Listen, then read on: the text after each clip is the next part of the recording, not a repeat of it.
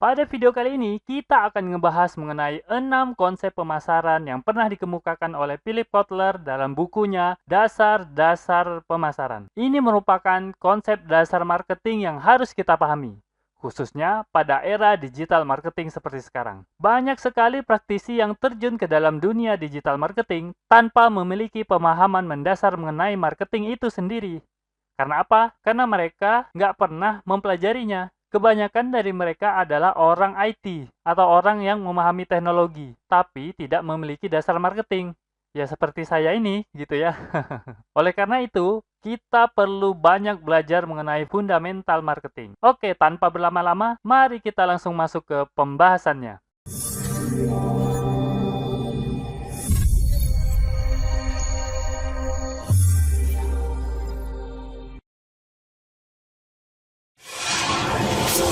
Assalamualaikum warahmatullahi wabarakatuh. Ketemu lagi bersama saya Kanada Kurniawan dan masih di channel kita Projasa Web. Pada kesempatan kali ini kita akan ngebahas tentang 6 konsep pemasaran dari Philip Kotler dan Gary Armstrong. 6 konsep ini adalah konsep pemasaran yang mereka tulis dalam buku Dasar-Dasar Marketing. Yuk kita langsung masuk ke pembahasannya. Yang pertama, saya ingin kenalin dulu bapak-bapak yang nulis bukunya. Nah, bapak-bapak ini lahirnya tanggal 27 Mei 1931. Wow, udah tua banget ya.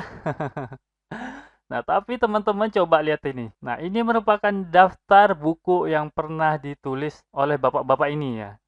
Wah, banyak banget bukan? Jadi, bapak-bapak ini udah menulis lebih dari 80 judul buku. Ada yang bisa menebak siapa nama dari bapak-bapak ini?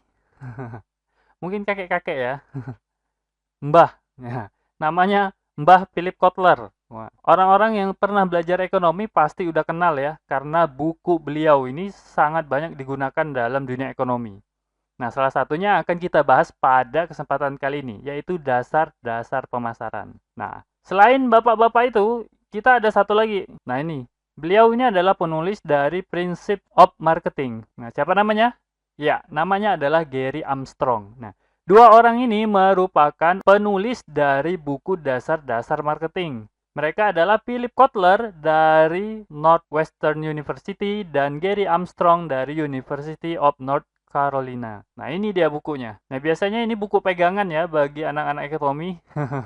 Oke, kita langsung aja masuk ke pembahasannya. Jadi, menurut Philip Kotler dan Gary Armstrong ini, ada 6 konsep pemasaran yang biasa diterapkan oleh sebuah bisnis. Yang pertama itu adalah konsep produksi. Konsep produksi menyatakan bahwa konsumen akan menyukai produk yang tersedia dan harganya terjangkau. Karena itu, Anda harus fokus pada peningkatan efisiensi produksi dan distribusi.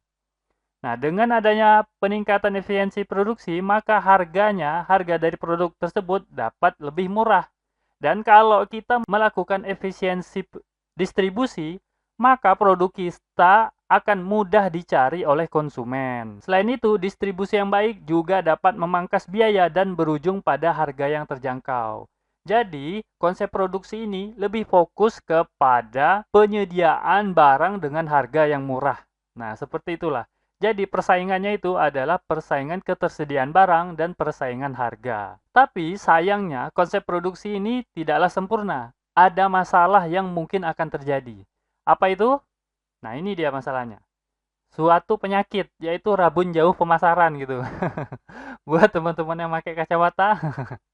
Nah, ini rabun jauh pemasaran, bukan rabun jauh mata ya, rabun jauh pemasaran. Apa itu rabun jauh pemasaran? Yaitu perusahaan yang menerapkan konsep ini akan beresiko terlalu fokus pada diri mereka sendiri. Apa-apa yang mereka lakukan sendiri gitu ya. Proses produksi, proses distribusi, mereka fokus ke situ. Jadi, ketika suatu bisnis terlalu fokus pada diri mereka sendiri, maka mereka akan kehilangan pandangan terhadap tujuan mereka yang sebenarnya. Apa itu? Yaitu memuaskan kebutuhan dan membangun hubungan dengan pelanggan. Jadi, karena mereka sibuk ngurusin diri sendiri, mereka itu nggak terlalu fokus terhadap pelanggan. Apakah produk yang mereka sediakan itu diterima oleh pelanggan, atau justru pelanggannya nggak suka?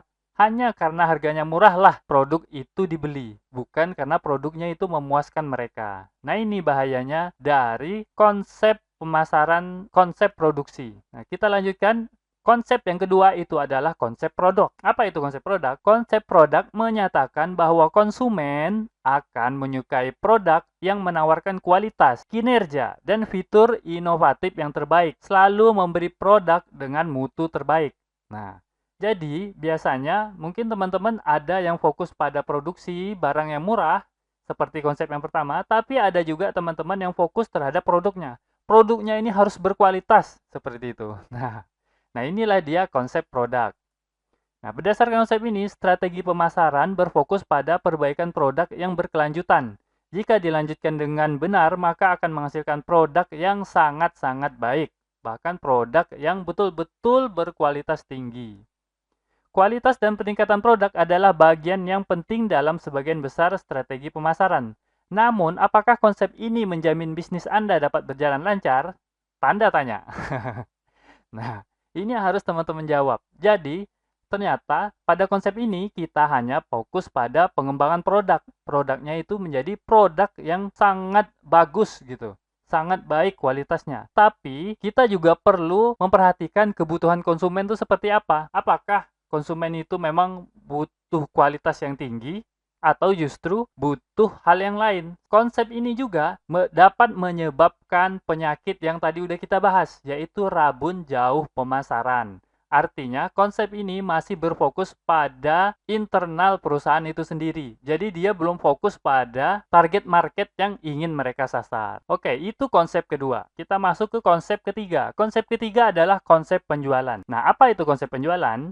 Konsep penjualan menyatakan bahwa konsumen tidak akan membeli produk perusahaan kecuali jika produk itu dijual dalam skala penjualan yang besar, serta dengan usaha promosi yang besar-besaran pula.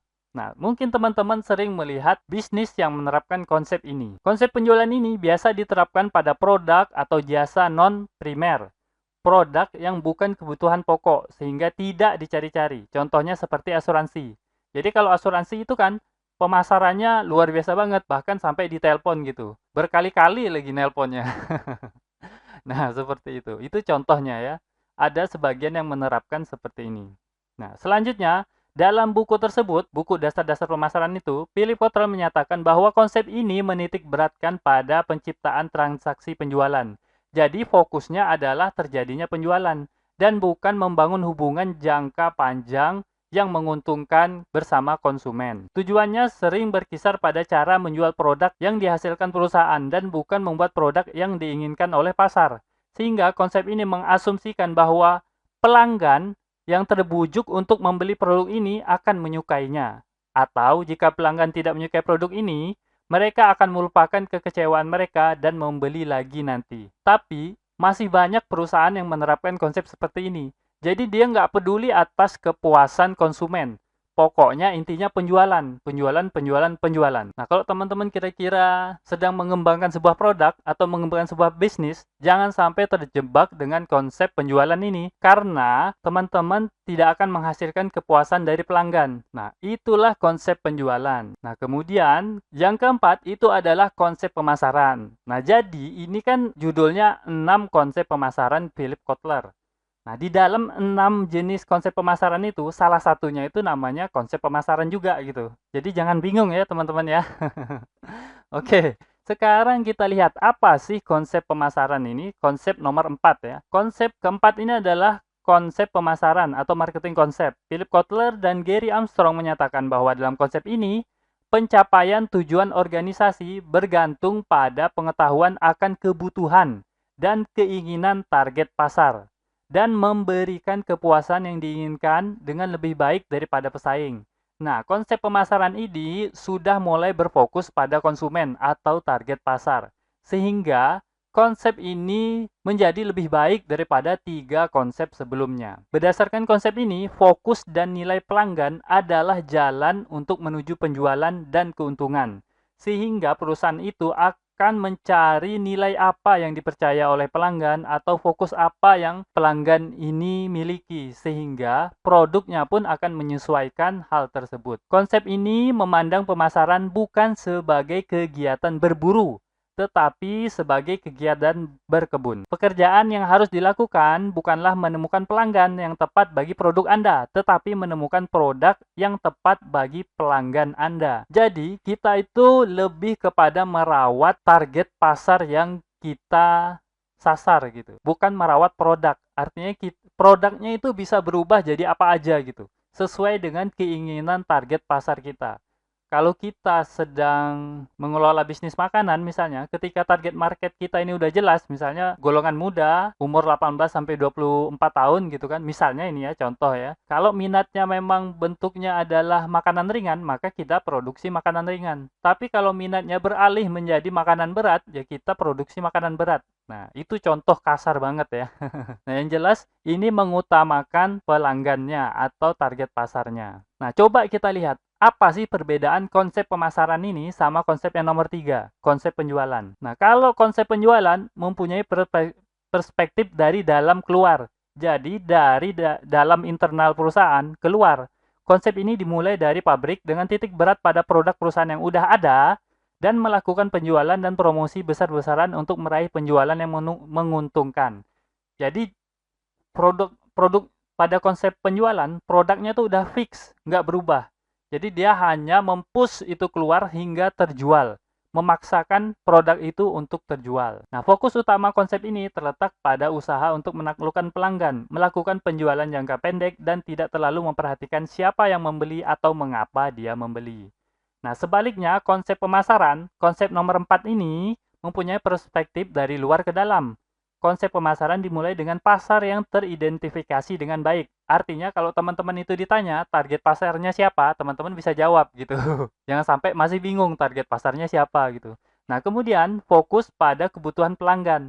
Nah, setelah tahu target pasarnya siapa, teman-teman harus tahu kebutuhan dari target pasar ini apa gitu kan. Sudah kita identifikasi dia siapa, laki-laki atau perempuan, umurnya berapa gitu ya kira-kira. Nah, teman-teman harus mengidentifikasi kebutuhannya apa. Kemudian mengintegrasikan semua kegiatan pemasaran yang mempengaruhi pelanggan. Sebagai imbalannya, pemasaran mencapai keuntungan dengan menciptakan hubungan yang langgeng dengan pelanggan yang tepat. Nah, ini dia kuncinya, hubungan yang langgeng dengan pelanggan yang tepat. Nah, berdasarkan nilai dan kepuasan pelanggan. Inilah kenapa konsep pemasaran menjadi konsep yang lebih baik daripada 3 konsep sebelumnya. Ternyata, kemudian berkembang konsep ini menjadi konsep yang lebih baru, yaitu konsep pemasaran berwawasan sosial, yaitu konsep nomor 5 ya. Konsep pemasaran berwawasan sosial adalah prinsip pemasaran yang menyatakan bahwa perusahaan harus mengambil keputusan pemasaran yang baik dengan memperhatikan keinginan konsumen, itu nomor 1. Nomor 2, persyaratan perusahaan. Nomor 3, kepentingan jangka panjang konsumen. Nomor 4, kepentingan jangka panjang masyarakat. Jadi lebih banyak yang diperhatikan. Pada konsep-konsep sebelumnya, kita hanya memperhatikan pertama kepentingan perusahaan dan kepentingan pelanggan. Nah, apalagi kok konsep nomor 1, nomor 2 itu kepentingan perusahaan aja gitu ya. Nah, ini ada 4 kepentingan yang dipertimbangkan. Nah, apakah perusahaan mampu memuaskan kebutuhan dan keinginan target pasar, selalu melakukan yang terbaik bagi konsumen dalam jangka panjang? Nah, ini pertanyaan buat teman-teman. Konsep pemasaran berwawasan sosial menyatakan bahwa strategi pemasaran harus dapat memberikan nilai bagi pelanggan dalam cara yang mempertahankan atau meningkatkan kesejahteraan konsumen dan masyarakat.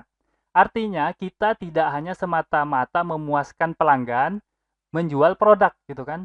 Produk ini selain memuaskan, mereka juga dalam jangka panjang harus meningkatkan kesejahteraan dari konsumen kita dan masyarakat di sekitarnya. Nah, jadi tanggung jawabnya menjadi lebih besar bagi perusahaan.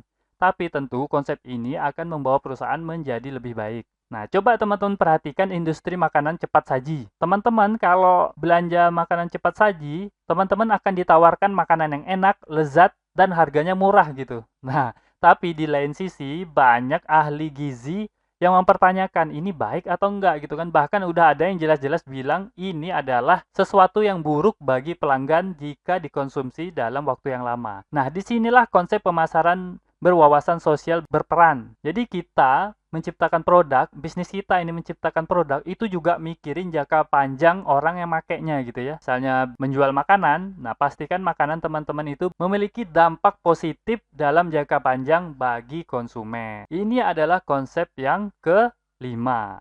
Nah, kemudian konsep yang terakhir itu adalah konsep pemasaran holistik. Apa itu konsep pemasaran holistik? Konsep pemasaran holistik adalah strategi pemasaran yang mempertimbangkan bisnis secara keseluruhan dan bukan sebagai entitas dengan berbagai bagian yang berbeda. Menurut konsep pemasaran holistik, bahkan jika sebuah bisnis dibuat dari berbagai departemen, departemen tersebut harus bersatu untuk memproyeksikan citra bisnis yang positif dan bersatu di benak pelanggan. Nah, ini merupakan konsep yang baru ya, konsep terakhir yang dikeluarkan oleh Philip Kotler dalam bukunya Prinsip-Prinsip Pemasaran tersebut. Untuk menerapkan konsep pemasaran yang terakhir ini, ada 4 pilar yang harus kita bangun.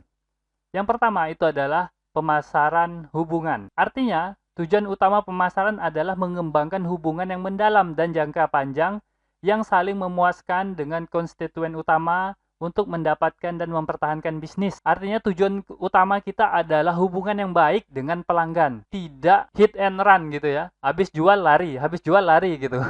Nah, jadi produknya harus baik, hubungannya juga harus baik dengan pelanggan. Kemudian, yang kedua itu adalah pemasaran terintegrasi. Pemasaran terintegrasi terjadi ketika pemasar merancang kegiatan pemasaran dan menyusun program pemasaran untuk menciptakan, berkomunikasi, dan memberi nilai bagi konsumen. Sehingga nilai keseluruhan lebih besar daripada hanya dilakukan oleh masing-masing bagian secara terpisah. Jadi pemasaran ini tidak dilakukan oleh departemen pemasaran aja gitu ya. Jadi seluruh departemen dalam bisnis itu melakukan aktivitas pemasaran atau semangat pemasaran. Pilar nomor 3 adalah pemasaran internal. Pemasaran internal adalah tugas untuk merekrut, melatih, dan memotivasi karyawan yang mampu dan ingin melayani pelanggan dengan baik.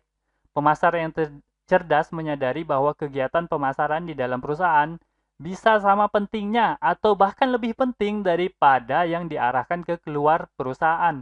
Artinya dari internal saja itu sudah kuat mengenai konsep pemasarannya. Dari internal saja nilai-nilai yang dipercayai itu sudah terbangun dengan baik. Barulah keluar melakukan pemasaran kepada target pasar. Dan pilar terakhir adalah pemasaran kinerja. Pemasaran kinerja memerlukan pemahaman, pengembalian finansial dan non-finansial untuk bisnis dan masyarakat dari kegiatan dan program pemasaran.